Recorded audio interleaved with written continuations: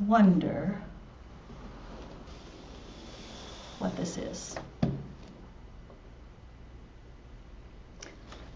And I wonder what this could be.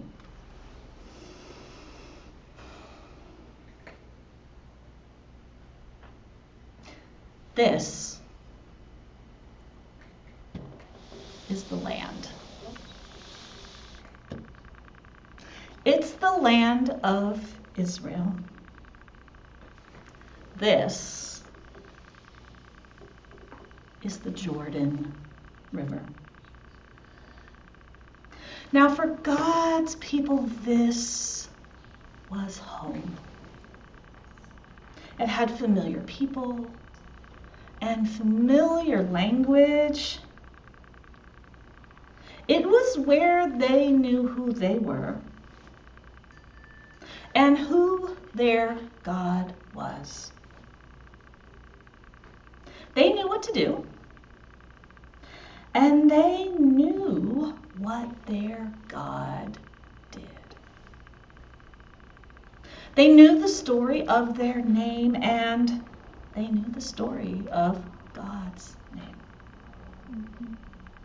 Now, for the people of God, this was a strange and wild place. It had different people and a different language, and it had different gods. But then the people from that different place, they came here with their strange language and their wild ways and all of their names for God. And you know what? Everything started changing.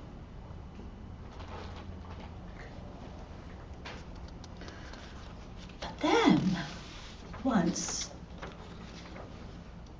there was a person who said such amazing things and did such wonderful things that people began to follow him.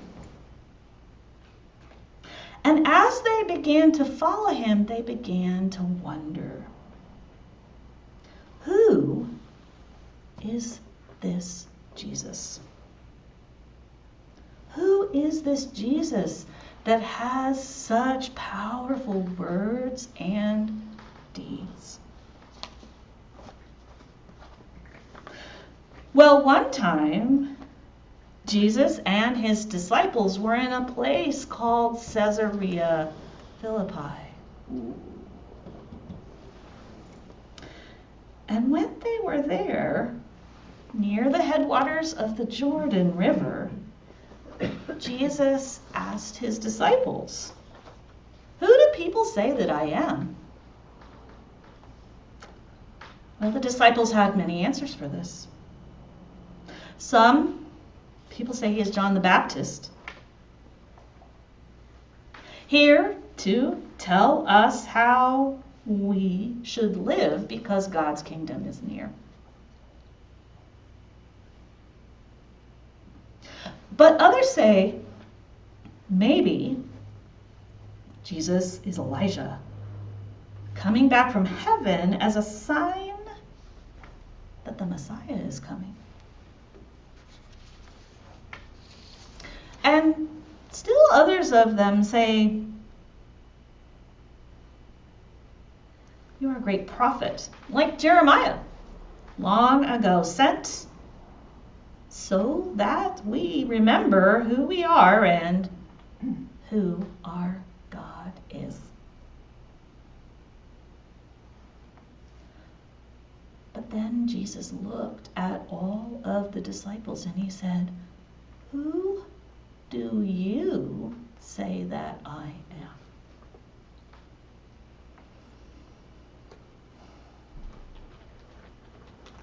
Well, Simon answered, as he often did, "You are the Messiah, the Son of the living God.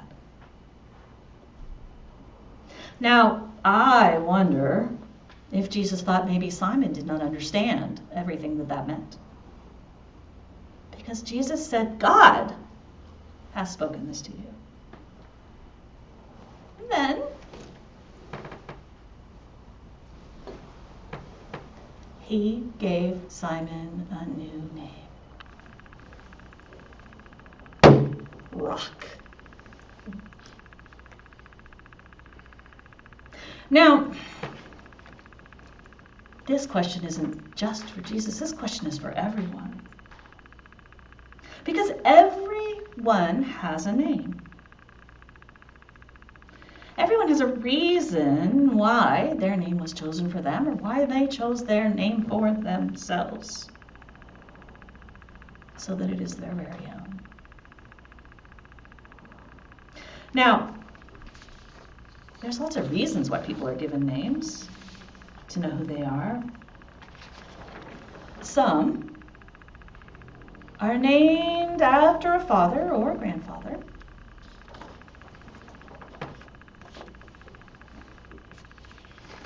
While others might be named after a mother or a grandmother.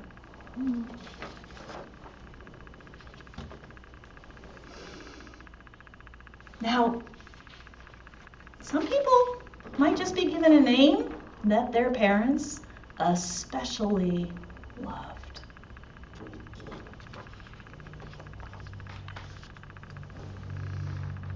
But still others might have been given a name from the Bible, or maybe some other book that was special to them or their parents.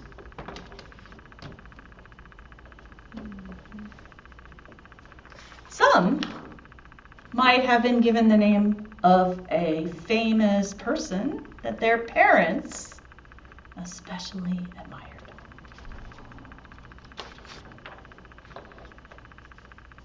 But still others might have been named for some of the people that the church remembers as saints.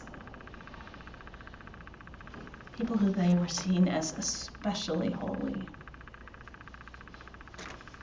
Now, some of you might have been given a name just because when your parents saw you, they just knew that this name had to be you.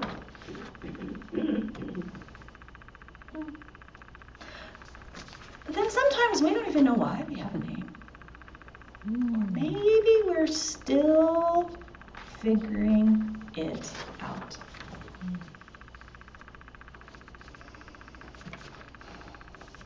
So I wonder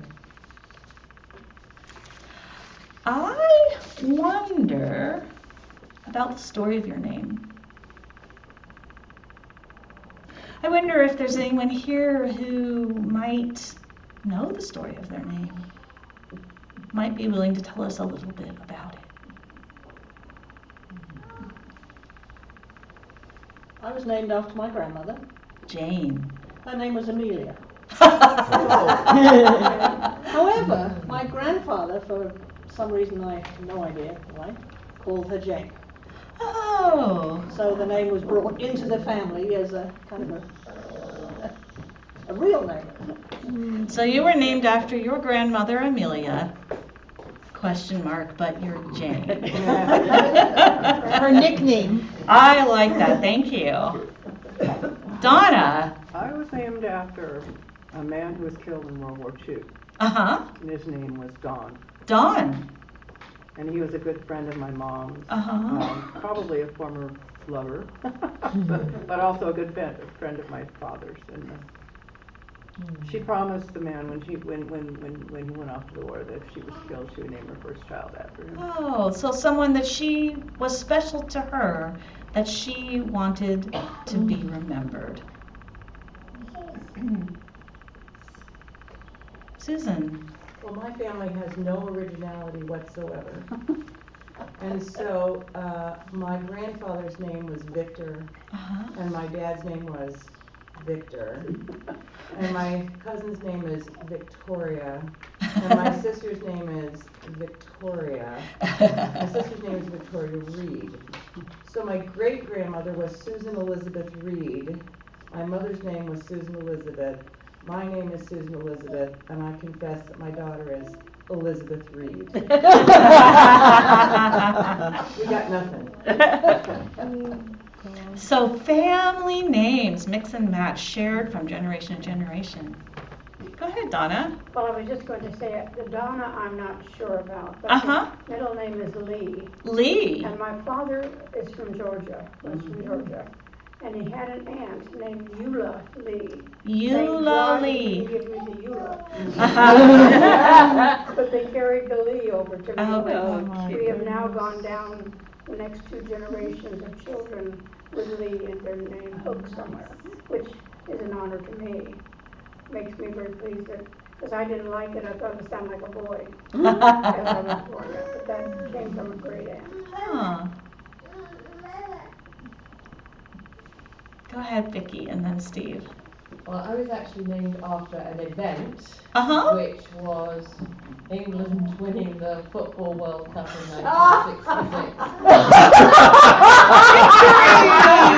Called Sarah Louise, but my mum was giving birth, went into labour and everything during the semi-final, I don't know what it was. Anyway, it was, she said it was very hard getting any of the nurses to pay any attention, or the midwives, So anyway, they won the World Cup, and so then my name got changed from Sarah to Victoria. So that's why I'm They have not won since, so. Yeah, I was gonna say, it must be special because they haven't won since then. And they almost did last week, didn't Is it they? like the name of the Queen, or the name of the event? It's to be victory. Oh, It was the I see. victory. It was. They actually put on the stamps Victoria and England victory. They went kind of crazy, even in 1966. Steve. My mother had picked out the names of her children from her youth. Uh-huh. That was what I was going to be, Stephen. So you were planned. And do you know what she picked them from? They're not from any source. Oh, No family. she just liked them. Yes. Oh. So she knew before she had you who you were gonna be. Beverly. My name is very unusual, where it came from being born in Australia during wartime, the Second World War. I hate to say that, but we do have people here that don't know when that was. My mummy was married an American sailor, and she knew we were going to come to America, so she was all excited about that when she was pregnant, so she couldn't figure out what to name me. And she had 3 names. She wanted to name me of a place in America. And the only 3 names she knew was San Francisco, and her best friend was named Francis, and she didn't want to name me Francis. The other city she knew was New York. Couldn't figure out what to do with New York. And the last city she knew was, I know, Beverly Hills. So I became Beverly. Oh. And I never agreed with that. Funny. So, you know why I'm called Katherine? Because it was the only way that my mother could convince my dad not to have me called Jadwiga. Oh my goodness. Oh, what a cool name, though. You never find it on a keychain. That's true. Could you say it Spell it. again? Jadwiga. Wow. It's a very traditional Polish name. Wow, that's cool. That is really cool. Liz. Yeah, I'm Mary Elizabeth, and there are countless other ones in this world, which is why I'm Liz. And it was a family name, only it was probably Maria Isabella. So, yeah, it came down. But I wanted to say, sitting in front of me is somebody named Stephen, because no one else in either my family nor my husband's was using the name. And there were just multiple people of the same name. It's like that line out of the movie about, I have 22 first cousins, and Yeah. 12 of them are Nicholas. Yeah, It's- Nick, Nicholas, Nick, yeah. That's why he's Steve. There we go. Doreen, do you want to share the story of your name? Well, quite Oh, honestly. wait, you're muted. We'll be right with you. There we go. Oh, now we can hear you. Okay. Quite honestly, I've thought about that before, and maybe Janice even knows. I don't know why my name is Doreen or Janice's is Janice, but my grandmother's name was Anna. And although they're using older names all the time now, I think maybe they wanted to update it. So all of the girls, the grandchildren, Margaret Ann, Charlene Ann, Doreen Ann, my daughter Maureen Ann, and my youngest granddaughter Maeve is Maeve Ann. So we've carried the Ann down You have throughout, you know.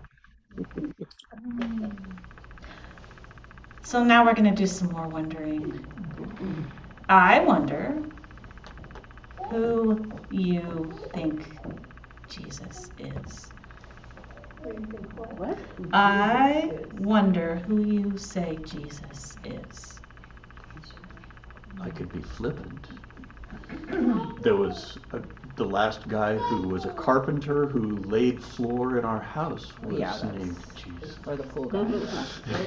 So there are many people who like to take that name because they honor him, In right? the Latin culture, yes.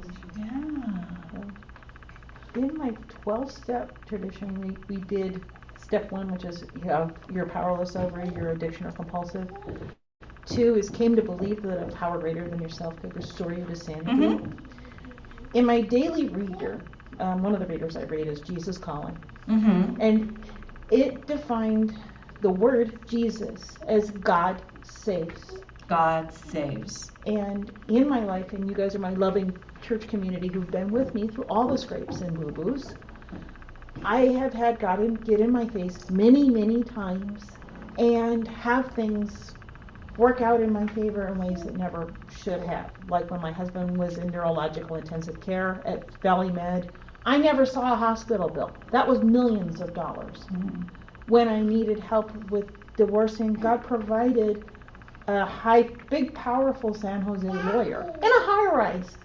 And she just said, well, since you're a friend of a friend, I'm waiving the retainer. And then I sent like whatever I could, like $10, $20. And then she says, oh, I noticed you're having trouble paying your bill, so how'd you like to come up to my land and work off your bill? There were just too darn many of those for it to just be coincidence. So I came to understand Jesus as God saves. Jesus is God saves. Thank you. Anyone else? Who do you say Jesus is? Donna. There was a little song that was in our church when I was small. It was a little Presbyterian church in a little tiny town. Jesus loves me, this I know, so the Bible tells me so. Little ones to him belong. They are weak, but he is strong. Yes, Jesus loves me. Yes, Jesus loves me. Yes, Jesus loves me. The Bible tells me so. So Jesus loves you. That's who Jesus is. Marcus. Yeah, the first church I went to when I was at college, and I remember they had a really nice, I think, sort of liturgical art. Mm-hmm. But what it had on this liturgical art was every name that God is known by. And so it just speaks to me, because when you say you're asking for one, and then you have the Prince of Peace, the I Am, and you just have the gazillion of different names, and unfortunately, so to pick one, I find impossible. You know, my mother's Lutheran church had a Christmas tree with a symbol for each of the names of Jesus on it. It's a cool thing, isn't it? Because it says that Jesus has many names. Many names. Catherine, was that you raising your hand? No, okay. We have the same name. And then you can, it's almost as versatile as Elizabeth. You can do everything with Catherine. Anyone else? Liz? This one's a little off track. I encountered in my younger days several people who were completed Jews, and they taught me it's Yeshua HaMashiach. Yeshua HaMashiach. And it means it's Yeshua, Joshua. It's that name. And Mashiach is Messiah. Yeah. And it's applied not just to Jesus. It's applied to other actors within the Torah and the writings. The Christ. The Christ. That one's Greek, I think. But it means the one that God has sent for us. The one that God has sent for It's us. sort of. I mean, there's a little bit, but yeah. I like that. In the Yiddish. The one that God has sent for us. One more? One more? Julie. I will talk about how we chose the names for our sons, I would say. Nathaniel, the translation from Hebrew is gift of God. And we obviously thought he was a gift from God, so we loved that name. 8 years later, when we had our second son, we looked into, looking what he would be called, and his name was chosen as Seth. And I don't know that a lot of people didn't know, and we didn't before we did it, but this was Adam and Eve's third son, born after many, many years. Right. And he was the completion of their family, and that was kind of how Seth came to be Seth. Thank you. So, I have to say, even today, sometimes it feels like everything is changing. And so it's good to remember our stories of who we are, and our stories of who God is. And after sharing, we know more about each other. And you know what?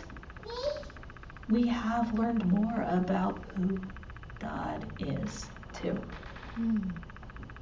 So I encourage you to continue wondering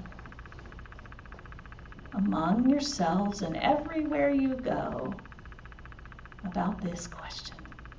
Who do you say I